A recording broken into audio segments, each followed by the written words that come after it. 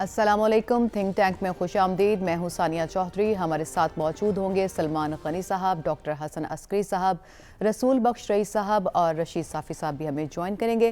تو جو ملک کے انتخابات ہیں وہ صرف 18 دن کی دوری پر ہیں اور اس کے بعد فریش مینڈیٹ سے حکومت بنے گی، اور اسی مینڈیٹ کو حاصل کرنے کے لیے تمام سیاسی جماعتیں ووٹرز کو اٹریکٹ کرنے کی کوشش کر رہی ہیں. اور انٹرسٹنگ بات یہ ہے کہ ووٹ وہ عوام سے مانگ رہی ہیں، لیکن ان کے مسائل کا کوئی واضح ایجنڈا ان کی کیمپین میں ہمیں نظر نہیں آتا. ایسا کیوں ہے؟ یہ سوال اٹھائیں گے ہم اپنے آج کے پروگرام میں، اور ساتھ ہی ساتھ انتخابات سے پہلے بنتے بگڑتے جو سیاسی اتحاد ہیں اس سے متعلق بھی بات کریں گے. سلمان غنی صاحب آپ سے آغاز کروں گے. بیانات کی بنیاد پہ ویسے سوال کرنے کی میں قائل نہیں ہوں، لیکن بلاول بھٹو زرداری اتنے بیانات دے رہے ہیں کہ ان کو اگنور کرنا مشکل ہے. ابھی انہوں نے تازہ بیان یہ دیا ہے کہ آزاد امیدواروں کے ساتھ مل کے ہم اپنی اکثریت کے ساتھ اپنی حکومت بنائیں گے. کن والے آزاد امیدواروں کی یہ بات کریں؟ وہی جو پی ٹی آئی کے بینر سے آزاد ہوئے؟ دیکھیں ثانیہ، آپ نے تو بلاول بھٹو زرداری کی بات کی، اور میں کچھ دیر پہلے پاکستان کے دیگر پولیٹیکل پارٹیز، چھوٹی بڑی پارٹیز کے لیڈران کے بیانات سن رہا تھا کہ ہم حکومت کا حصہ ہوں گے. تو میں سوچ رہا تھا کہ اگر یہ سب حکومت کا حصہ ہوں گے تو پھر اپوزیشن کون ہوگا؟ تو اپوزیشن تو پھر پاکستان کے عوام ہوں گے. بات یہ کہ ماضی کے اندر اس طرح کی کیفیت کبھی طاری نہیں رہی کہ ابھی تک ایک بے یقینی کی کیفیت ہے. اور یہ بے یقینی کی کیفیت کیوں ہے؟ دیکھیں، اس طرح کی بے یقینی کی کیفیت کا سدباب پولیٹیکل لیڈرشپ کرتی ہے، اور پولیٹیکل لیڈرشپ اپنے نعروں میں، اپنے دعووں میں یکسو ہوتی ہے. ان کا ایک منشور ہوتا ہے. ماضی کے اندر منشور ڈسکس ہوتے تھے، باوجود اس بات کے کہ ہمیں پتہ ہوتا تھا کہ منشور پر عمل درآمد نہیں ہونا. اور منشور ایک ایسی چیز ہے کہ پاکستان کی پولیٹیکل پارٹیز منشور کی بنیاد پہ حکومتوں کے اندر تو آتی ہیں، بڑے بڑے دعوے بھی کرتی ہیں، لیکن جب وہ مسند اقتدار پہ پہنچتی ہیں تو پھر انہیں وہ منشور یاد نہیں رہتا. یہی وجہ ہے کہ پاکستان کے اندر اگر آج سیاست اور جمہوریت مضبوط نظر نہیں آ رہی تو اس کی وجہ یہ ہے کہ پاکستان کے لوگ تو جمہوری ہے، وہ تو پاکستان کی پولیٹیکل پارٹیز کو ترجیح دیتے ہیں. انہیں جا کے مایوسی کی کیفیت میں بھی اپنا جو حق رائے دہی ہے وہ ان کے حق میں استعمال کرتے ہیں. کیوں؟ اس لیے کہ یہ برسر اقتدار آئیں گے تو کسی حد تک ہمیں ریلیف ملے گا. میں سمجھتا ہوں کہ آج کی زمینی حقائق یہ ہیں کہ ابھی تک پاکستان کی پولیٹیکل لیڈرشپ کا جو اعتماد عوام کے اندر بحال ہونا چاہیے تھا وہ نہیں ہوا. کہ اگر اعتماد بحال ہوتا ہے اس کے بعد ہم منشور کی بات کرتے ہیں کہ وہ کس حد تک ڈیلیور کرنے کی پوزیشن میں ہوں گے. یہ ایک تلخ تجربہ تھا جو 5 سال کے اندر ہوا ہے. اس لیے کہ وہ بار بار یہ ہم جب بات کرتے ہیں کہ ایک پارٹی وہ تھی جو پاکستان کے اندر تبدیلی سیاست کی دعوے دار تھی، اس نے کہا کہ 1 کروڑ نوکریاں لائیں گے، 50 لاکھ گھر بنیں گے. پھر جو برسر اقتدار آئے وہ مہنگائی کی بنیاد پہ آئے. انہوں نے لانگ مارچز کیے کہ جی ہم مہنگائی کا سدباب کریں گے. 16 ماہ کی حکومت وہ مہنگائی کے آگے بند نہیں مان سکے، اور پھر ان کا کریڈٹ وہ یہ کہتے ہیں کہ ہم نے IMF سے معاہدہ کیا اور پاکستان کو دیوالیہ ہونے سے بچایا. آپ پاکستان کے عوام کو یہ بتائیں کہ 5 سال میں جو آپ نے اپنے عوام سے وعدے اور دعوے کیے تھے وہ کس حد تک کیے؟ اور یہی وجہ ہے. میں سمجھتا ہوں کہ آج کا بڑا سوال یہ ہونا چاہیے کہ کیا آج پولیٹیکل لیڈرشپ میں کوئی ایسے ہیں جن پر لوگ اعتماد کرنے کے لیے تیار ہیں؟ البتہ دیکھیں، ماضی کی اگر حکومتوں کا سامنا کریں تو میں ایک بات ضرور کہوں گا کہ نواز شریف صاحب ماضی کی 3 حکومتوں میں کسی حد تک لوڈ لیتے تھے اور لوگوں کو ڈیلیور کرنے کی پوزیشن میں تھے. اس وقت جو صورتحال نظر آ رہی ہے ان کے حوالے سے بھی اچھی نہیں، چونکہ حافظ آباد کے اندر جو انہوں نے خطاب کیا ان کا ورکر اور پاکستان کے عوام یہ سوچ رہے تھے کہ یہ لیڈر جب پاکستان آ کر یہ ہمیں کچھ دینے کی پوزیشن میں ہیں.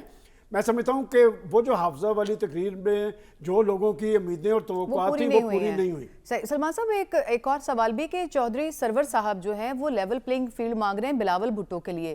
اس کی کیا وجہ ہے؟ کس طرف ہیں ویسے وہ کس طرف ہیں؟ دیکھیں، وہ ایک پولیٹیشین ہیں اور وہ بہت کچھ کرنا چاہتے ہیں، اور سیاست میں یکسوئی اور سنجیدگی ضروری ہوتی ہے. میرا خیال آپ نے یہ سوال اس لیے کیا ہے کہ آپ نے آج ان سے میری گفتگو ساری سن لی. یقیناً وہ ایک کنفیوژن سے 2-4 ہیں، لیکن وہ ڈیلیور کرنے کی پوزیشن میں ہوتے ہیں. آج تک انہیں اس طرح کا اختیار نہیں ملا. اور اب بھی میں سمجھتا ہوں کہ وہ بلاول بھٹو زرداری کی اگر کمپین پہ نکلے ہیں تو یہ ایک بڑا تضاد ضرور ہے. اس لیے کہ کاف لیگ تو 16 جماعتی اتحاد کا حصہ رہی، اور وہ یہ کہتے بھی نظر آتے ہیں کہ جی میں اس لیے خاموش رہا کہ ہماری پارٹی کسی طرف لگے. میں بھی سمجھتا ہوں، دیکھیں کاف لیگ چودھری صالح حسین صاحب کہتے ہیں کہ ہمارا وہ ان سے الائنس نہیں رہا. آپ ذرا گجرات کے اندر دیکھیں کہ جو انہوں نے وعدے کیے تھے کہ ان کے امیدواروں کے خلاف نون لیگ نے اپنے امیدوار نہیں دیے، تو لہٰذا چودھری سرور صاحب ابھی تک کوئی راستہ ان کا بن نہیں پا رہا. وہ لوگوں کے لیے تو بہت کچھ کرتے نظر آ رہے ہیں لیکن ابھی تک انہوں نے اپنے لیے کچھ نہیں کیا. صحیح، ٹھیک ہے. ڈاکٹر صاحب اسی سوال پہ میں آؤں گی. بلاول بھٹو زرداری کہہ رہے ہیں کہ آزاد امیدواروں سے وہ حکومت بنانے کے قابل ہو جائیں گے، لیکن میرا کنسرن ہے کہ کون سے والے آزاد امیدواروں کی بات کر رہے ہیں وہ؟ دیکھیے بات یہ ہے کہ آزاد تو اب کئی قسم کے آزاد ہیں نا. ایک پی ٹی آئی والے آزاد ہیں، ایک وہ ہیں جو آزاد ہوتے ہی ہیں ہر الیکشن میں کچھ نہ غلام وہ ہوتے ہیں. ہاں، تو اب یہ ہے کہ آزاد تو چونکہ آزاد ہوتے ہیں تو پتہ نہیں وہ اپنی آزادی کو کس طرف لے کے جائیں گے، وہ تو بعد کی صورتحال ہے. دیکھیے اس وقت جو سچویشن ہے اس الیکشن میں وہ یہ ہے کہ پہلے ہمیں فکر ہوا کرتی تھی جب الیکشن ہوتا تھا کہ بھئی حکومت کون بنائے گا، کیا کوئی سنگل پارٹی میجورٹی لے جائے گی اور کولیشن بنے گا تو کس طرح بنے گا، آزاد سے بنے گا، چھوٹی پارٹیوں سے بنے گا، اور کون یہ کولیشن بنوائے گا. پاکستان میں یہ بھی ہوتا ہے، کولیشن بنوائے بھی جاتے ہیں. اچھا آج ہمیں نہ صرف آئندہ کی حکومت کی فکر ہے، ہمیں آئندہ کی اپوزیشن کی فکر ہے.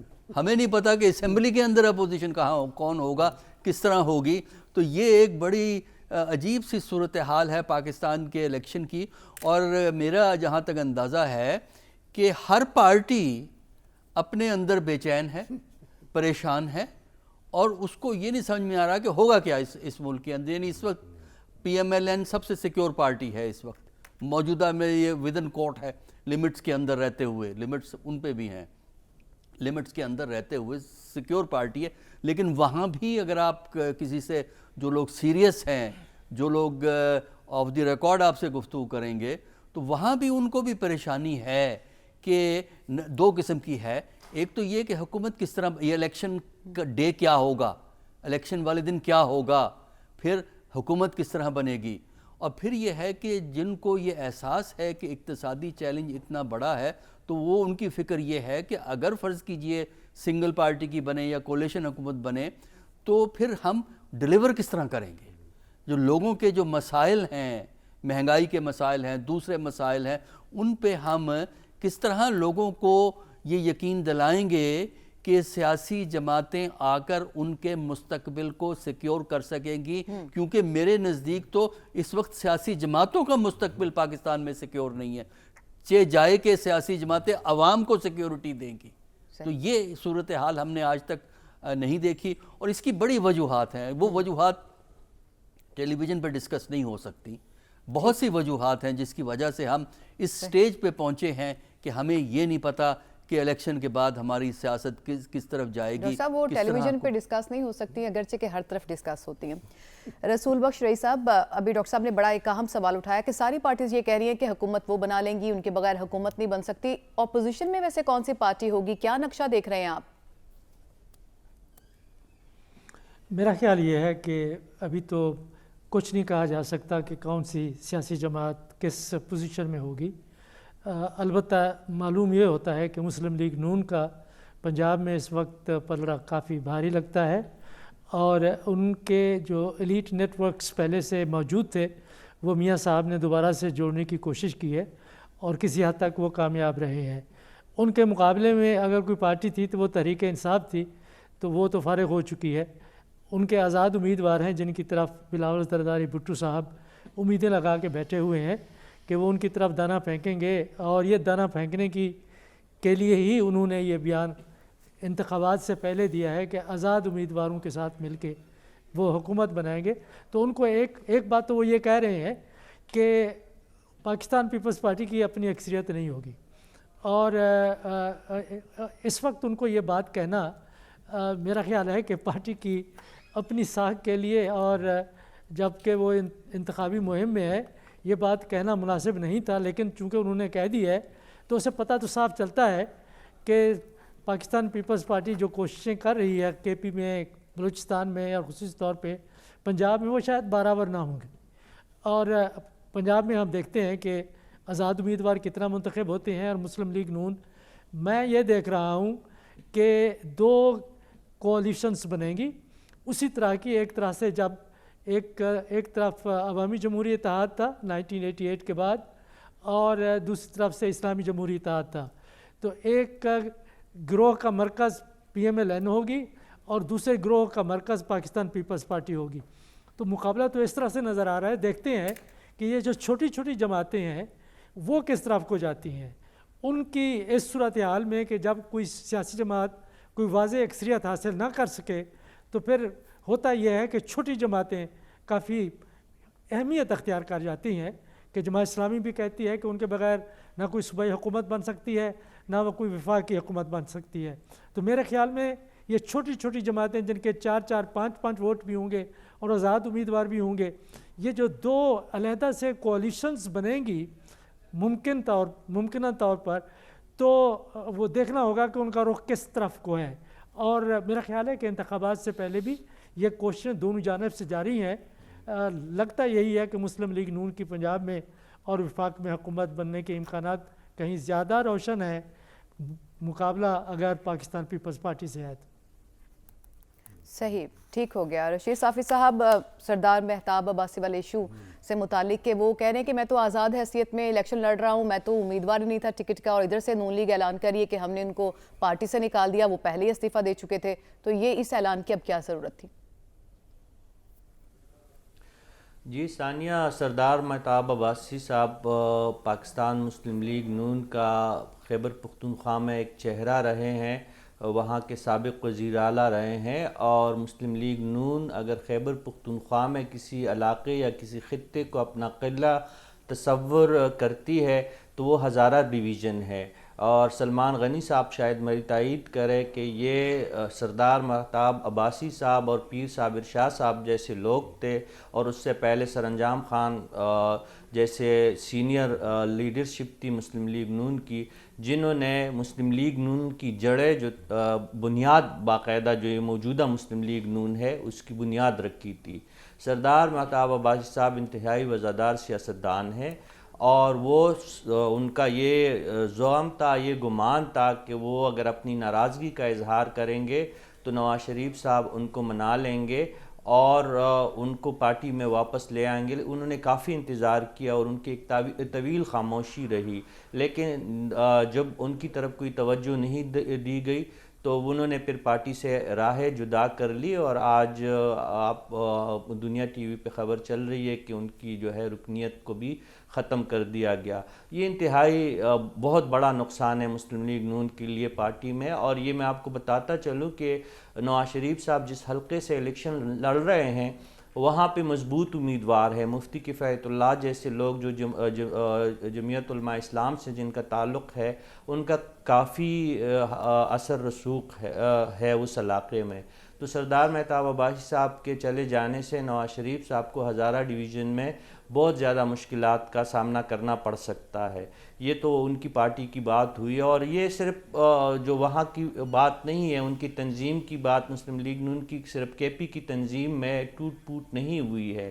دانیال عزیز صاحب کی بات کرے, شاہد خان صاحب کی بات کریں, مفتاح اسماعیل صاحب کی بات کرے, بہت سارے ایسے ان کے رہنما ہیں جو اپنی پارٹی قیادت سے ناراض ہو چکے ہیں اور انہوں نے اپنی راہیں جدا کر لی ہے. لیکن اصل چیلنج یہ ہے کہ بالفرض محال ہم یہ تصور کر لیتے, جس طرح ڈاکٹر رئیس صاحب کہہ رہے تھے کہ مسلم لیگ نون کا پلڑا باری ہے اور قیادت کی ذمہ داری اس حالت میں ان پہ اگر آن پڑتی ہے تو وہ ڈیلیور کس طرح کریں گے, ان کا منشور کیا ہے مجھے تو نہیں پتا. یہ بہت معزز اور انتہائی باخبر منشور تو ابھی بنا ہی نہیں, اور اس پہ وہ کہہ یہ رہے ہیں کہ ہم چاہتے ہیں کہ منشور ایسا ہو جس پہ ہم حرف بہ حرف عمل کریں, اس لیے وقت لگ رہا ہے. اس پہ بھی کامنٹ کر دیں کہ آپ کو اس میں کوئی لگتا ہے کہ ایسا ہو سکتا ہے یا ڈیلے ہونے کی وجوہات کچھ اور؟ جی یہ تین جو آپ کے ساتھ صاحبان بیٹھے ہیں, ایک اسلام آباد میں ڈاکٹر رئیس صاحب جو یہاں پہ میرے ساتھ بیٹھے ہیں, ڈاکٹر رسول بخش رئیس صاحب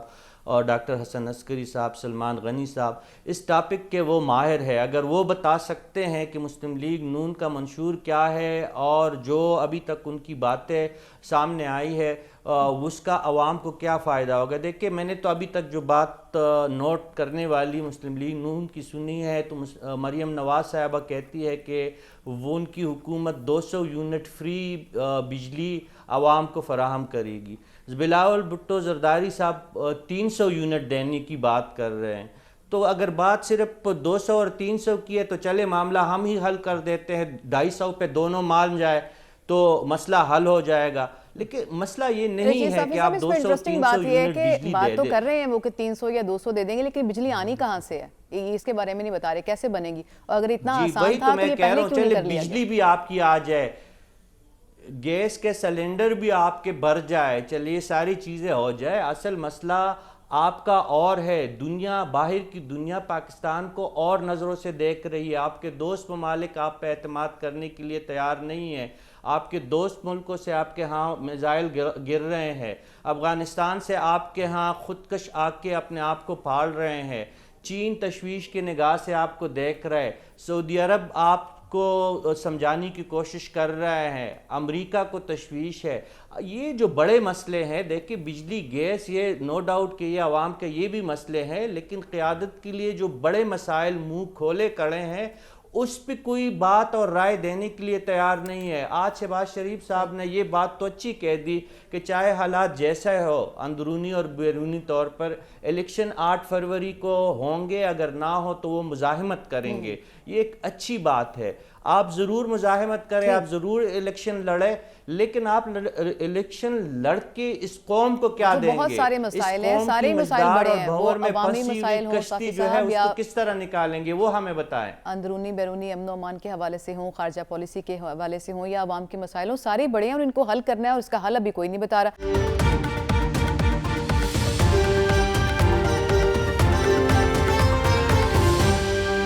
سلمان غنی صاحب، منشور والی بات آپ سے پوچھ لیتی ہوں، ابھی تک کیوں نہیں بنا پائی مسلم لیگ نون منشور؟ دیکھیں منشور تو ان کا بن چکا ہے، اور اس کا وہ اعلان پہلے انہوں نے 15 جنوری کی بات کی تھی، پھر انہوں نے 21 کی بات کی تھی، اور اب 27 تاریخ کی. بجلی کی جو بات کی ہے یہ بڑی امپورٹنٹ ہے کہ بجلی کا بحران یا بجلی کی قیمتیں یا بجلی کے بل یہ ایک جن کا روپ اختیار کر چکے ہیں. جس گھر کے اندر بجلی کا بل جاتا ہے وہاں سے کوئی اچھی آواز نہیں آتی پاکستان کے سیاستدانوں کے لیے یا پاکستان کی حکومتوں کے لیے.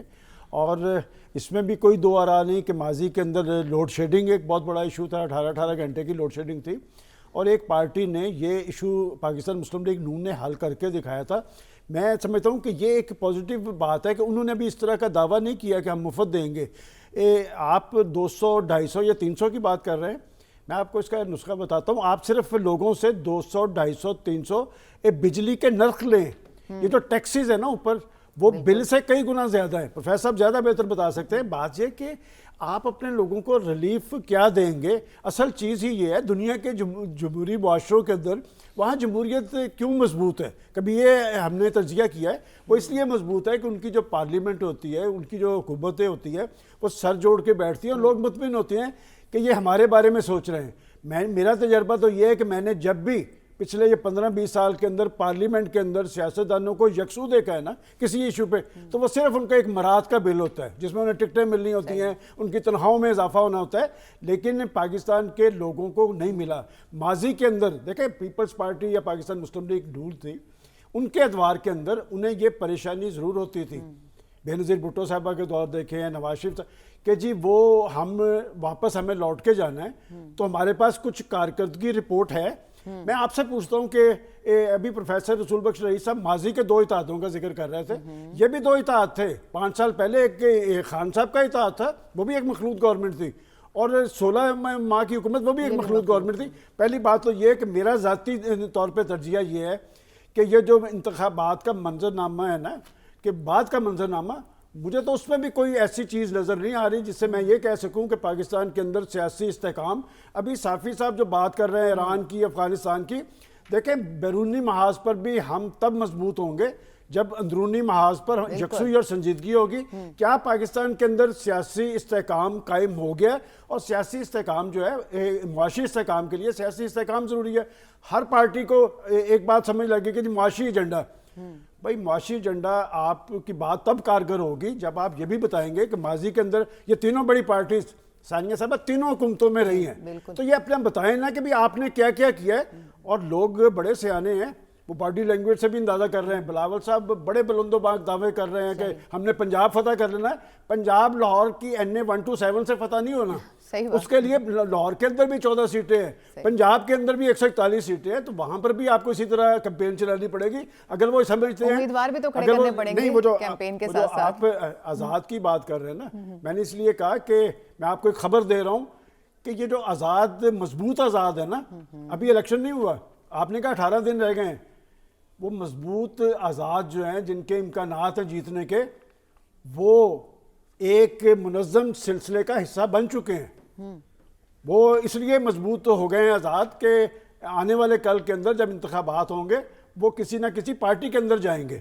اور وہ جو بلاول صاحب مخاطب کرتے نظر آ رہے ہیں نا, وہ بھی جال کھول کے آزاد میرے ساتھ آئیں گے, وہ اتنے آزاد نہیں ہیں جتنے بلاول صاحب سمجھ رہے ہیں. تو لہٰذا وہ آزاد ہیں, وہ زیادہ بندے ہوئے ہیں. جو پولیٹیکل پارٹیز کے لوگ پولیٹیکل نشان پہ آئیں گے نا, وہی پارٹیز کے ساتھ کھڑے رہیں گے, اور باقی آزاد کدھر جائیں گے وہ آپ کو وقت ثابت کر دے گا. صحیح ہو گیا. ڈاکٹر صاحب مخلوط حکومت کی بات کر رہے ہیں کہ اگلا جو منظرنامہ ہے وہ ظاہر ہے مخلوط حکومت ہی نظر آ رہی ہے. کوئی بھی ایک پارٹی شاید حکومت نہ بنا سکے سمپل میجورٹی کے ساتھ, ایسا کچھ نظر آ رہا ہے. اور اسحاق ڈار صاحب نے اس کے بارے میں کہا ہے کہ اگر PDM کی طرز کی حکومت بنی تو پھر ہم تو مسائل حل کرنے کے قابل نہیں ہوں گے. ظاہر ہے اتنا مینڈیٹ ہی نہیں ہوتا کہ آپ انڈیپینڈنٹلی فیصلے کر سکیں, تو پھر ہم نہ ہی سمجھیں پولیٹیکل پارٹیز کی طرف سے جو عوامی مسائل ہیں ان کے حل کے لیے.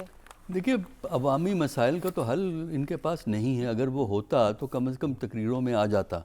تقریریں اب شروع ہو گئی ہیں, اور جہاں تک وہ مینیفیسٹو کا تعلق ہے, میرے نزدیک مینیفیسٹو اس الیکشن کے لیے بے معنی ہیں. جو تقاریر ہیں انہی میں وہ آپ کا رویہ جو ہے ظاہر ہوتا ہے کہ آپ کس قسم کے وعدے کر رہے ہیں یا کس قسم کے حل دے سکتے ہیں, اور جو کہ کوئی بھی ایسی بات نہیں کی جا رہی جس کو ہم اپنے ماضی کے تجربے کی روشنی میں کریڈیبل یا قابل اعتماد سمجھیں. اور جیسے میں نے ابھی پہلے راؤنڈ میں کہا تھا کہ پولیٹیکل پارٹیز بھی خانہ پوری میں لگی ہوئی ہیں.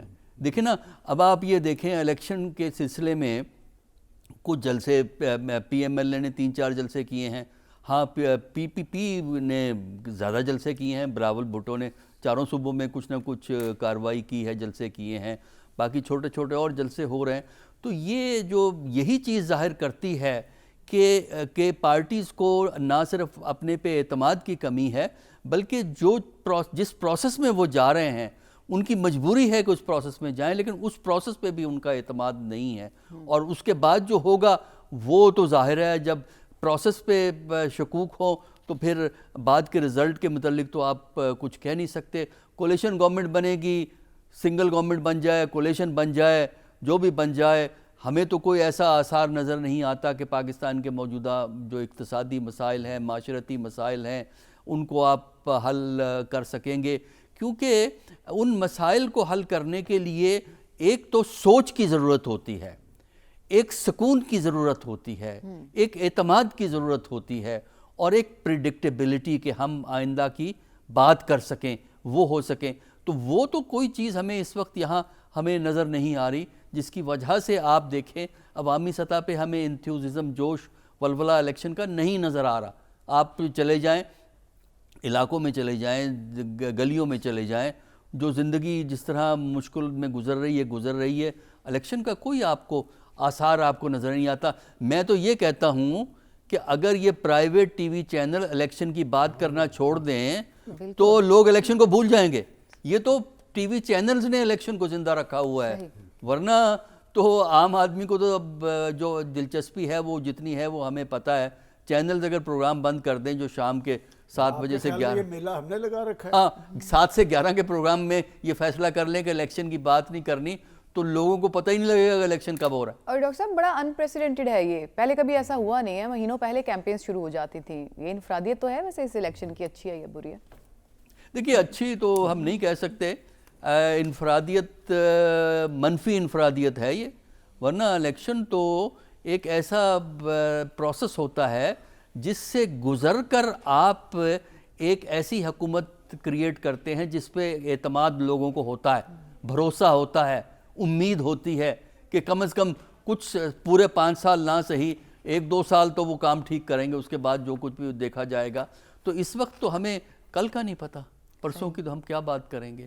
تو اس لیے میرے نزدیک یہ غور کرنے کی ضرورت ہے اور اس پہ کولیکٹیو تھنکنگ کی ضرورت ہے کہ یہ عدم اعتماد، یہ پریشانی، یہ کانفیڈنس کا نہ ہونا، اس کی وجوہات کیا ہیں؟ جب تک اس کو ہم ایڈریس نہیں کریں گے تو میرا نہیں خیال کہ پاکستان کا موجودہ کرائسس جو ہمیں اس وقت ہے سامنے ہے، یہ کرائسس ختم ہو سکے۔ صحیح۔ رسول بخش رئیس صاحب، آپ دیکھیے کہ جو 300 یونٹس کی ہم بات کر رہے تھے، 200 یونٹس کی بات کر رہے تھے، خارجہ پالیسی کے بھی ہمارے بہت سے مسائل ہوں گے، ہمیں امن و امان کے بھی ایشوز ہیں، لیکن عام آدمی کا مسئلہ تو یہی ہے، اور اس وقت پولیٹیکل پارٹیز بھی اسی مسئلے کو بار بار بیان کر کے اٹریکٹ کر رہی ہیں اپنے ووٹرز کو۔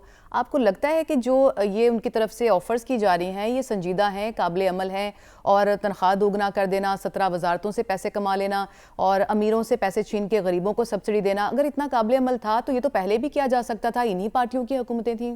آپ کا کیا ٹیک ہوگا اس پہ؟ یہ نعرے ہیں، کھوکھلے نعرے ہیں، ان کی کوئی بنیاد نہیں ہے کہ اگر آپ یہ کہتے ہیں کہ آپ نے 300 یونٹ ہر گھر کو مفت بجلی فراہم کرنی ہے تو پہلے تو آپ ہمیں یہ بتائیں کہ کل خرچہ کتنا ہوگا، کتنا 100 ارب یا خراب روپے آپ کو دینے پڑیں گے، پھر آپ کو یہ بتانا پڑے گا کہ یہ کہاں سے آئیں گے۔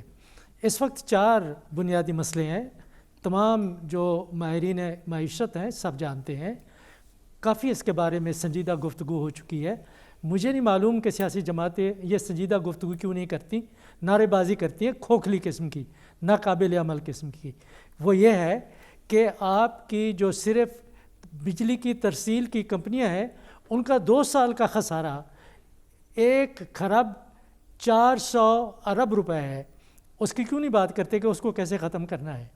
وہ اس لیے کہ آپ سبسڈیز دے رہے ہیں، بجلی کی چوری ہو رہی ہے۔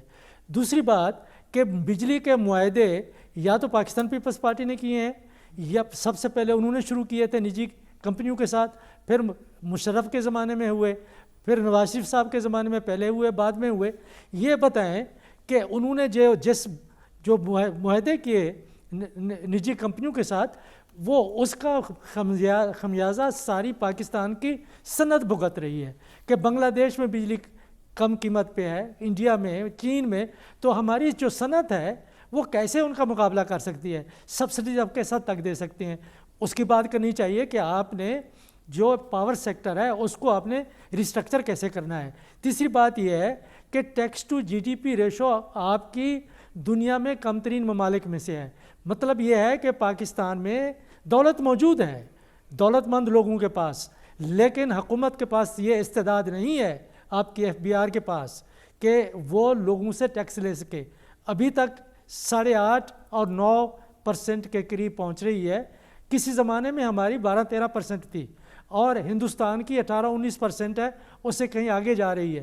تو جب تک آپ ٹیکس ریونیو اکٹھا نہیں کریں گے، معیشت کو آپ دستاویزی نہیں بنائیں گے، اس وقت تک آپ لوگوں کو ریلیف نہیں دے سکتے۔ آپ کب تک قرضے آپ لیتے رہیں گے؟ چوتھی بات جو ہے وہ یہ ہے کہ آپ نے سستی بجلی پیدا کرنے کے منصوبے لگانے ہیں۔ ابھی حکومت نے، یہ جو ہماری نگران حکومت نے ہے، انہوں نے جو اس کی سولر پاور کے لیے انہوں نے بڈز لی تھیں، لیکن ایک بھی کمپنی نہیں آئی کہ پاکستان میں وہ بڈ دے اور ٹینڈر دے۔ تو یہ ہماری صورتحال ہے کہ آپ نے سرمایہ کاری کو کیسے فروغ دینا ہے، صنعتوں کو کیسے فروغ دینا ہے، برآمدات کو کیسے فروغ دینا ہے، ٹیکس کو کیسے بڑھانا ہے، اور پھر یہ اس قسم کے ناجائز اخراجات کہ آپ MNAs کو آپ اربوں روپے دے رہے ہیں کہ چلیں جا کے آپ خرچ کریں۔ خدا کے لیے آپ اس پیسے کو بچائیں۔ یہ بجلی میں جو آپ پیسے لوگوں کو دے رہے ہیں، آپ یہ کریں کہ کم نرخ پہ بجلی پیدا کریں، ان کے ساتھ دوبارہ معاہدے دوبارہ سے آپ ان کو دیکھیں، اور سب سے بڑی بات یہ ہے کہ آپ تعلیم اور صحت کے اوپر خرچ کریں۔ اس کی طرف یہ آتے نہیں ہیں، کوئی منشور نہیں ہوتے، یہ نعرہ بازی ہے اور یہ اعلانات ہیں۔ آپ نے بڑے زبردست اگر نکات آپ نے ان اٹھائے، کا لیکن احتساب کرنا ہے، رسول جو بخش ہونا رئیس چاہیے۔ صاحب، اس کے لیے تو سر جوڑ کے بیٹھنا پڑتے ہیں، پیپر ورک کرنا پڑتا ہے، سنجیدگی سے کام کرنا پڑتا ہے، پھر جا کے یہ مسائل حل ہوتے ہیں، لیکن یہاں پہ تو سارا کا سارا زور جو ہے وہ لوگوں کو جمع کر کے نعرے لگانے کے اوپر ہے۔ صافی صاحب، الیکشن ملتوی کرانے کی کوشش ہوئی تو مزاحمت کریں گے، شہباز شریف نے یہ کہا ہے اپنے ایک بیان میں، تو کیوں کہنا پڑا ان کو؟ کیا ابھی بھی کچھ اس طرح کے شکوک و شبہات باقی ہیں؟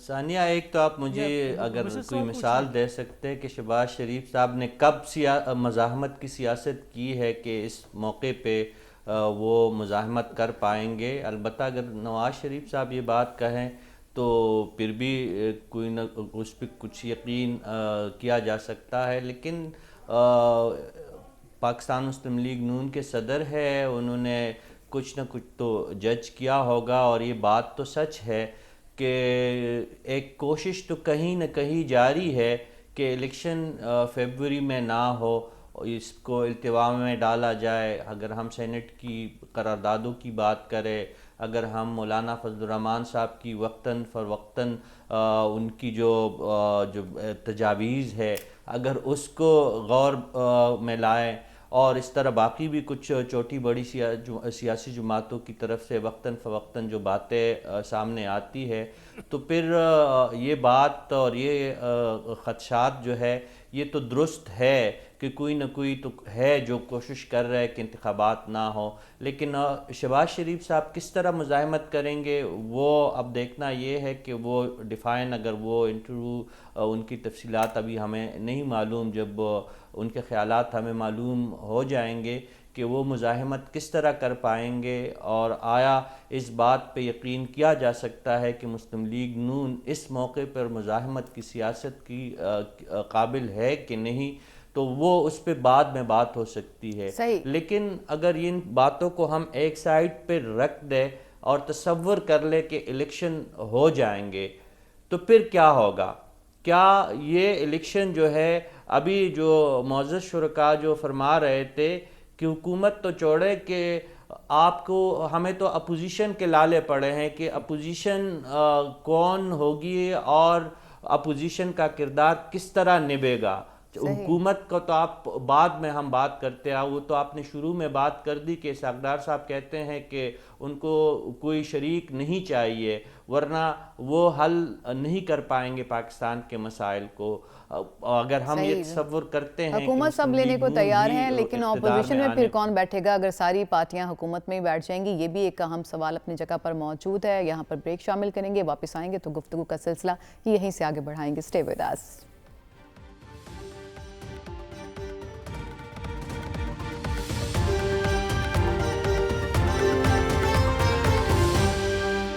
Welcome back. بریک پر جانے سے پہلے ہم جو مختلف سیاسی جماعتیں ہیں ان کی انتخابی مہم, ان کے وعدے دعوے اور منشور سے متعلق بات کر رہے تھے.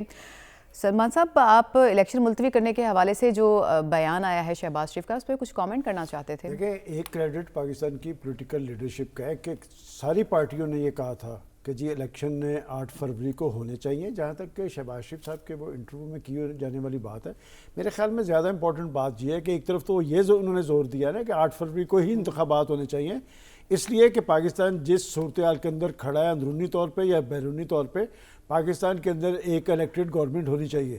میرے خیال میں جو انہوں نے ایک ڈیفرنٹ بات کی ہے, انہوں نے کہا جی کہ رزلٹس کوئی بھی ہوں, جس کو بھی مینڈیٹ ملے اسے حکومت بنانے کا حق ملنا چاہیے. اور میرا خیال یہی سیاسی اور جمہوری طرز عمل ہے.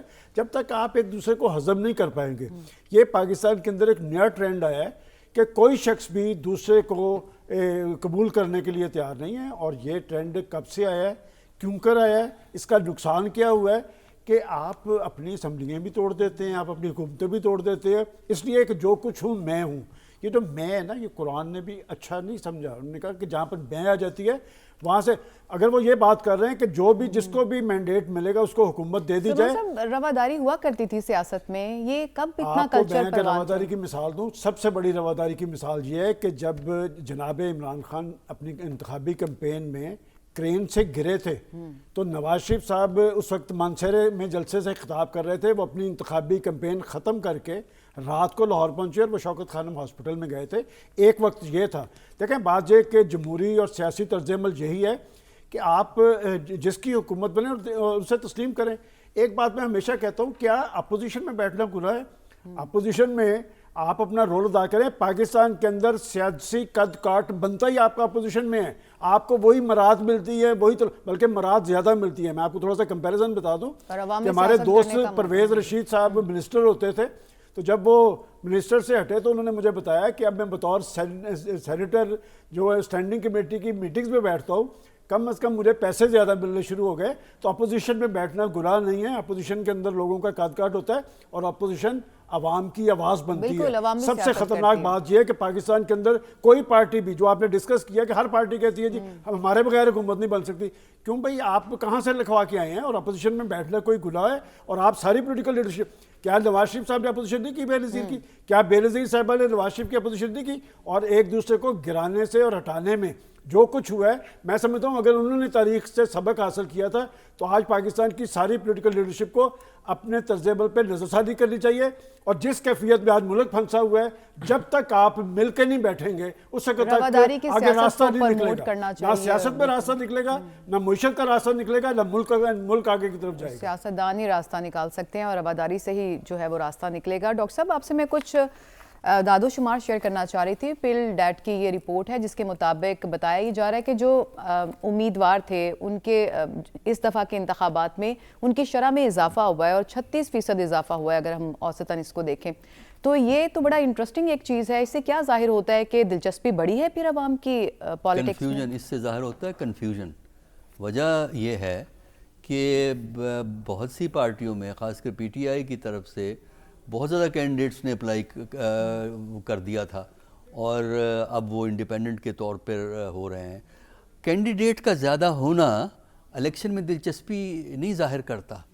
کینڈیڈیٹ اس وقت بھی زیادہ ہو جاتے ہیں جب پالیٹکس میں کنفیوژن ہو, تو پھر ہر کوئی اپنی لک ٹرائی کرنے کی کوشش کرتا ہے. اگر آپ کو پتہ ہے کہ یہ 3 بڑی پارٹیاں ہیں پاکستان کے اندر, کہ یہ بڑی پارٹیاں ہیں, یہ ڈومینیٹ کریں گی, تو پھر کینڈیڈیٹ کم ہوتے ہیں. پھر کیوں وہ ان پارٹی کو ٹکٹ لے کے آئیں گے؟ جب پتہ ہو کہ پارٹیوں کا پتہ نہیں کیا حال ہوگا, ایک پارٹی فارغ ہو گئی ہے اور باقی پارٹیوں کا پتہ نہیں کیا بنے گا, تو پھر ہر کوئی یہ سوچتا ہے کہ میں بھی الیکشن لڑ لوں, میں بھی ٹرائی کر لوں, اور اس سے کم از کم الیکشن نہ جیتیں آپ کی اہمیت تو کچھ عرصہ کے لیے بڑھتی ہے. دیکھیے, اگر آپ نے جج کرنا ہے الیکشن کیا ہے, ایک جمہوری عمل کا حصہ ہے, ایک سیاسی عمل کا حصہ ہے, کانسٹیٹیوشن کی ریکوائرمنٹ ہے, تو آپ کو یہ دیکھنا ہے کہ کیا الیکشن اس اسپرٹ کے مطابق ہو سکتا ہے کہ نہیں ہو رہا جو کہ آئین میں درج ہے, جو کہ جمہوریت کا تقاضا ہے, جو کہ جمہوری کلچر کا تقاضا ہے. تو یہ چیز آپ جج کیجئے کیمپین کس طرح چل رہی ہے. دیکھیں نا, دیکھیں کینڈیڈیٹ جو زیادہ ہوئے ہیں نا, تو آپ کے الیکشن کیمپین کیوں فوت ہوئی بھی ہے؟ وہ تو زیادہ ہونے چاہیے الیکشن کیمپین, کہ صبح شام دوپہر ہمیں ہر گلی میں ہر سڑک پہ 4 کینڈیڈیٹ کھڑے ہوئے مل جائیں. یہاں تو آپ چلے جائیں سڑک پہ, کہیں بھی آپ کو الیکشن کیمپین نظر نہیں آتی. تو یہ میرا خیال ہے یہ ڈائیکاٹمی ہے جس کو سمجھنا ضروری ہے کہ یہ زیادہ کینڈیڈیٹ ہونا کوئی ایسی جمہوریت کی کامیابی نہیں ہے. جمہوریت کی کامیابی ہے کہ اگر آپ جمہوری تقاضوں کو پورا کریں. اس وقت جمہوری تقاضے پورے نہیں ہو رہے پاکستان کے اندر. پاکستان کے اندر جو صورتحال ہے اس سے میرے نزدیک پاکستان میں سیاست اور جمہوریت کا مستقبل مشکوک ہے. چاہے اس میں کینڈیڈیٹ 36% ہو یا 46% بڑھ جائیں, اس سے جمہوریت مضبوط نہیں ہوتی. جمہوریت مضبوط اس وقت ہوتی ہے جمہوری تقاضوں سے پوری ہوتی ہے. اور آپ کا یہ خیال ہے کہ اس وقت جو جمہوری تقاضے ہیں وہ پورے نہیں ہو رہے. واپس آئیں گے تو ہم گفتگو کا سلسلہ یہیں سے آگے بڑھائیں گے اور یہاں پہ اس وقت شامل کریں گے ایک short commercial break. Stay with اس.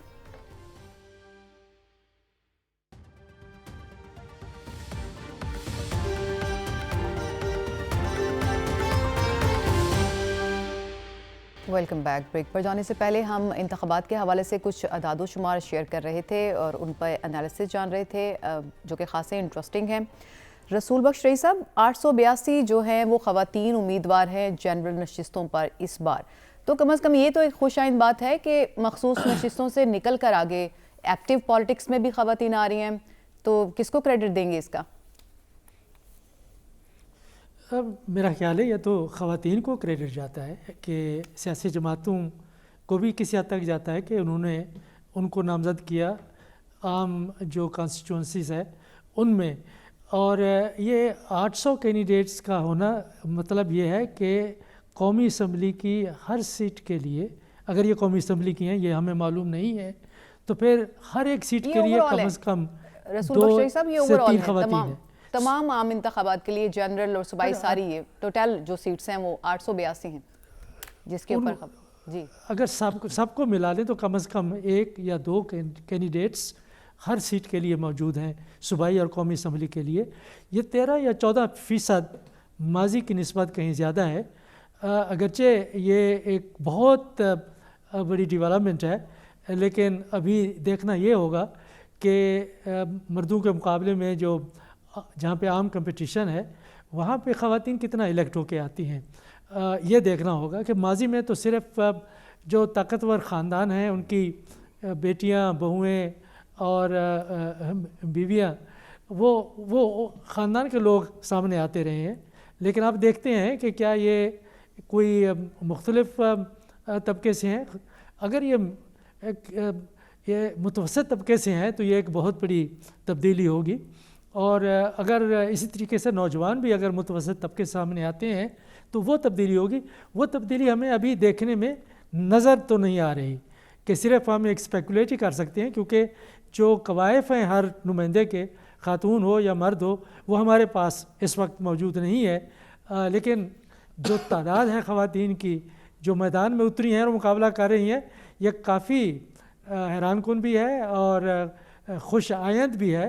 और उम्मीद है कि ये अगले इंतखाबात में अगर जमहूरियत और सियासत कायम रहते हैं, जिसके बारे में अस्करी साहब को शक है, और जब वो बात करते हैं तो मेरे शक में भी इजाफा हो जाता है। कल भी आपने एक कन्फ्यूजन की बात की थी कि अगर ऐसा हो जाता है, लेकिन कन्फ्यूजन है। आप ज़रा अपने शक के बारे में तो बताएं ना, आपको यकीन नहीं है कि इंतखाबात होने जा रहे हैं? मैं आज जिस शहर में हूँ, इस्लामाबाद में, कई इलाकों में गया हूँ, मुझे एक जगह के ऊपर भी किसी एक सियासी जमात का ना कोई बैनर, ना कोई पोस्टर, ना कोई नुमाइंदा, ना कोई कारकुन कहीं पे कोई नज़र नहीं आ रहा।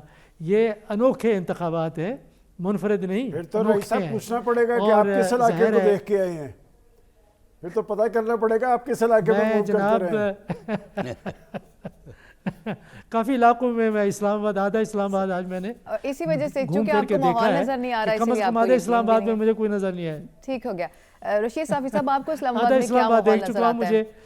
आप भी इस्लामाबाद में हैं, आपको क्या माहौल नजर आता है? और दूसरा, इसके ऊपर ज़रूर कमेंट कीजिएगा कि ये जो दादोशुमार हम शेयर कर रहे थे, अगर जनरल नशिस्तों पर ख़वातीन लड़ती हैं तो कम से कम जो मखसूस नशिस्तों वाला एक मामला है, जिसमें हमने देखा कि किस तरह के लोग, किस तरह की ख़वातीन फैमिलीज अकोमोडेट होती हैं, तो कम से कम उससे तो आगे एक प्रोग्रेस होगी इसकी।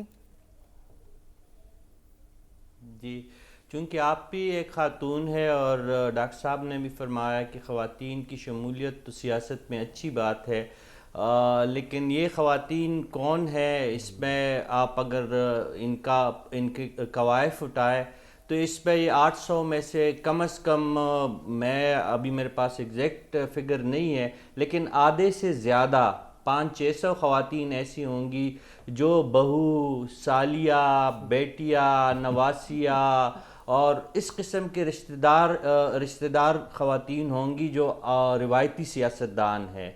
तो ये तो मुझे इसमें कोई इतनी बड़ी रिवायती सियासतदान तो वो होंगी, लेकिन असेंबली में आने का एक तरीका जो खास तौर पे एसोसिएट किया जाता था कि मखसूस नशिस्तें, मैंने कहा कि उससे तो आपको कम भी से कम असेंबली में आगे एक आना मरला चाहिए बढ़ेगा ना था, कि इलेक्शन आप भी लड़के तो आ आए। जी, मैं तो नहीं रोकता, बिल्कुल आपको भी असेंबली का मेंबर होना चाहिए, बल्कि आपको तो वज़ीर इत्तलात होना चाहिए। एक बात, दूसरी बात यह है कि ये जो अदाद शुमार हमारे सामने आते हैं सानिया, तो ये मुश्ताक यूसुफी साहब ने कहा था कि जब झूठ बोलने वाला और सुनने वाला दोनों ये समझे कि झूठ बोला जा रहा है तो उसका कोई गुनाह नहीं होता। तो ये जो आप कह रहे हैं कि ख़वातीन की शमूलियत से आपकी नज़र में अगर कोई तब्दीली आ जाएगी हमारे सियासत में, तो ये तो चले आप ठीक ही कहते हैं। और एक मगरिबी फ़लसफ़ी ने भी कहा था कि ज़हानत की एक सलाहियत ये भी है कि आप को बाज़ औक़ात बेवकूफ़ बनना पड़ता है, तो हम आपकी बात मान लेते हैं। वैसे साफ़ी साहब, मेरा इसमें यही इंटरेस्ट है कि एक हमेशा से कहा जाता है कि मखसूस नशिस्तों से ख़वातीन आई, मखसूस नशिस्तों से, तो मैं चाहती हूँ कम से कम ये तो होगा ना कि आप इंतखाब लड़के इंतखाबी सियासत में मुकाबला करके आप असेंबली में आएंगे, तो ये मुझे इसमें खुशाइंद बात लगती है। चूँकि मैं ख़ातून हूँ और मैं ख़वातीन की जो तरक्की को और उनके आगे बढ़ने को प्रमोट करती हूँ, ये बात यहाँ तक तो सही है। आज के प्रोग्राम का वक्त यहाँ पर ख़त्म हुआ है। आज के अहम मौज़ूआत हमने आपके सामने रखे, उस पर एनालिसिस भी आपके सामने पेश किया ताकि जो सही पिक्चर है वो आपके सामने पेश की जा सके। कल नए मौज़ूआत के साथ हाजिर होंगे, कल तक के लिए अल्लाह हाफ़िज़।